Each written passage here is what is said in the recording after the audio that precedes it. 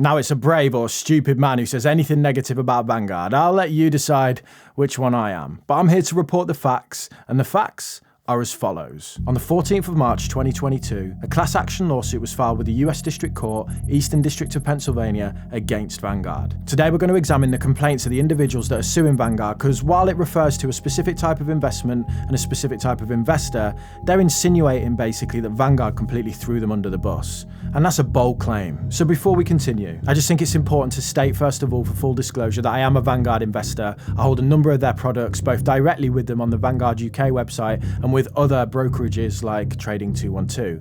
Nothing I outline here today has changed my opinion on investing in Vanguard funds long term. Also, as with any legal case that is unresolved, there are two sides to every story. At this point, we're examining the case against Vanguard, which is inherently going to be one-sided. So I'm going to try my best to provide some balance and counter-arguments as we go through this, but please bear in mind, this is the case against Vanguard. I will give Vanguard the platform directly on this channel and look at their response when and if that surfaces. I have reached out to them directly here in the UK as well, even though this applies to the American arm of Vanguard, just for their thoughts, just to see if they can comment at this stage, because as far as I'm aware, there is no official response yet. Summed up your investment philosophy as buy everything and hold it forever. Do you still subscribe to that in light of what the market has been doing?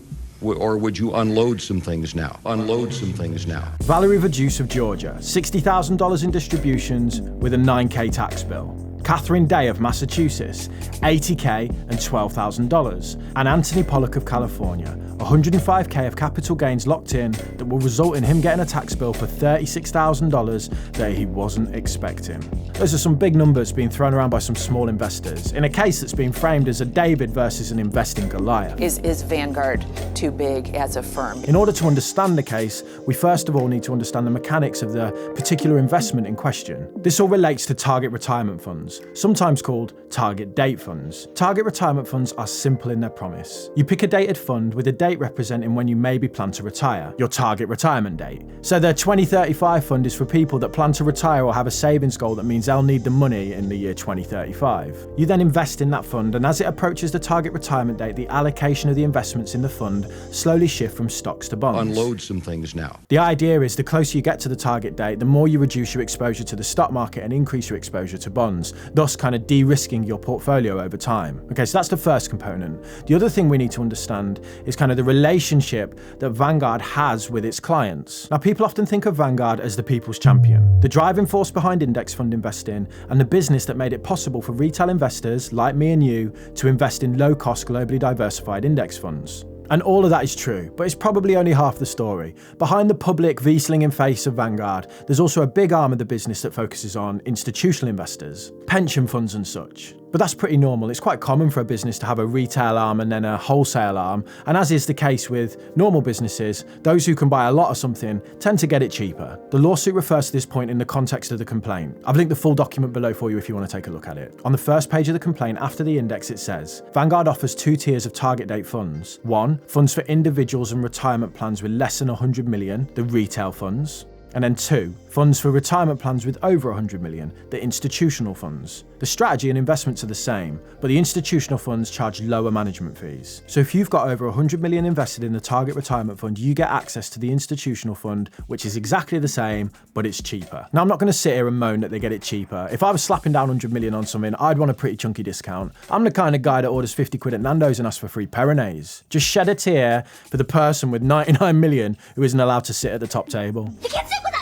Well, it turns out Vanguard thought it was unfair as well. And in line with their commitment to offer low fees to clients, they reduced the entry criteria down from 100 million all the way down to 5 million. So if you had 5 million quid or more in the target retirement fund, you could now switch over to the exact same product just with a lesser fee. I mean, it's a complete no-brainer, right? The lawsuit describes the mass exodus of people and institutions from one fund to the other as an elephant stampede. Now, in order for Vanguard to keep up with the demand of all these people moving from one fund to another, they had to sell assets in the original fund, basically so they had enough cash to give people so they could take their cash and move it to the other side. Unload some things. The case states that 15% of the fund's assets had to be sold to free up cash for this move. So when you sell those assets and lock in and crystallize that gain, there's potential that you then owe capital gains on any gains that you made. Now, if you've invested inside of a tax advantage account like an IRA or 401k, which are similar to the UK's ISAs and pension wrappers, you can invest in these types of funds without tax concerns. They are exempt from the capital gains tax. And in Vanguard's defense, holding these sorts of target date funds outside of a tax-wrapped account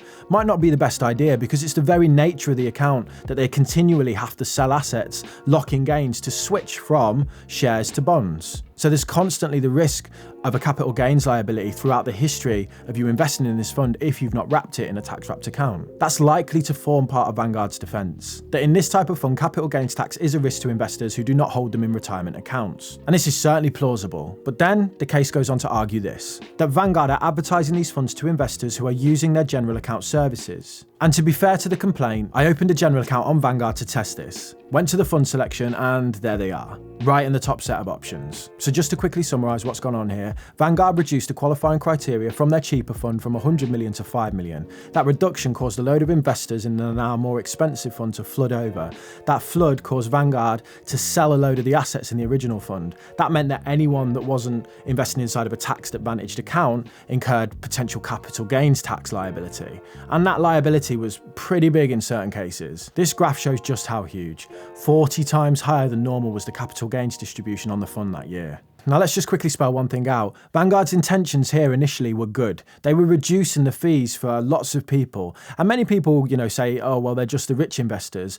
In reality, this was a lot of small pension funds. So pension funds that belong to average people that then could migrate into a cheaper version of the fund. It's not individual investors with more than 5 million. A lot of this is small company pension pots. So overall, the intention here of Vanguard was likely a good one. And again, I'm sure this is going to form part of their case. We're not the bad guys here. We were trying to do a nice thing for people, and the greater good prevailed because the majority of investors now pay less fees. It isn't our fault that a certain proportion of investors were caught up with a negative impact. Again, sounds plausible, but the case has almost seen this coming. And they argue that they had ways to reduce the fees and not lump investors with these large bills. So they list them as, charge those with over 5 million in the retail fund less. Basically, just filter out everyone in the retail fund that has over 5 million and change the fee. No need to sell up, no need to migrate, none of that. Or merge the retail and institutional funds so no one needs to migrate from one to the other. Now, what adds weight to this case is that 9 months after the tax liability was incurred by loads of these investors, when they feel that they were shafted by Vanguard, they then decided to merge the funds.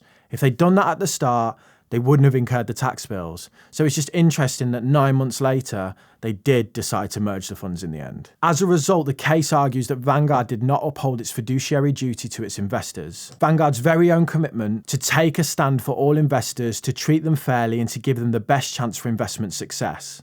It is claimed that Vanguard acted in a way that unnecessarily pushed this tax burden onto small investors. But it cannot be overstated that if you held these funds inside of a tax advantage account, you would not be worried about this at all. I don't care. And while Vanguard has a responsibility to its investors, individual investors have a responsibility to make sure that they're looking after their own money and investing it in as tax efficient way as possible. I also want to state here again, for the record, that Vanguard's intentions initially were good. They were trying to reduce the fees for loads of investors. But let's not beat around the bush. This is a PR nightmare for Vanguard now. Simple as that. Because if they do defend this, any defense centers around the fact that they can say, well, it's within our right to do this, that we can push these tax bills onto small investors in order to reduce the fees for what are essentially richer investors. It's just not a good look, is it, to say we reduced the fees for a load of rich investors and the result was some of our smaller ones got hammered with tax. Vanguard now have this tightrope to walk between defending themselves and not making people worried that this sort of change to funds is within their right and also their moral compass. Many investors are now going to question, why didn't Vanguard just merge the funds in the first place to avoid this?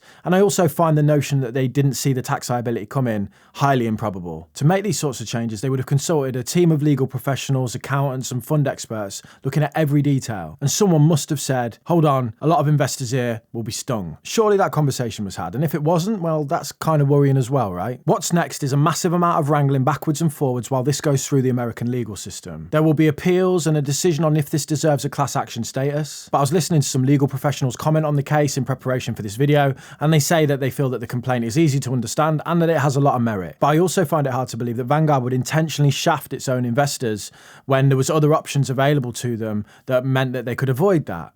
I feel there's probably a plausible reason, I would hope so anyway, from Vanguard. It's just we've not heard that yet. And I don't think it's bad that they're being silent at the minute. They're gearing up to defend themselves in a case and they need to tread carefully around this.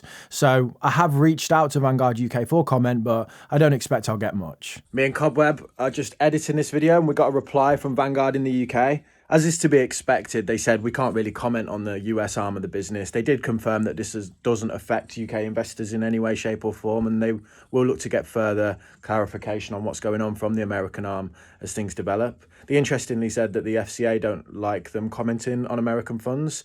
But yeah, you know, I don't think silence is an issue in this case, because in reality, they've got to be careful what they say when they're gearing up for a court case, especially the UK arm, which this isn't related to. What do you think, Cobweb? I just hope that there is a good reason behind all of this, and Vanguard could come out and say, well, we did it because of this reason, and yes, it's unfortunate that some people got hit, but this was the best outcome, as we can show by this example and this example. I'll give that response a platform on this channel when it surfaces, as currently all we have is one side of the story here. Now, this isn't the first time I've made a negative video about Vanguard. In this video here, I discussed some of the issues that I have with their UK platform. Now, while all of those haven't been resolved, they kindly came onto the channel and discussed them in this video here. You can watch one of those next if you like this video. Also, what do you think of my jumper? I put it on just for today. I'm calling it Vanguard Red. It's clearly purple, Damien.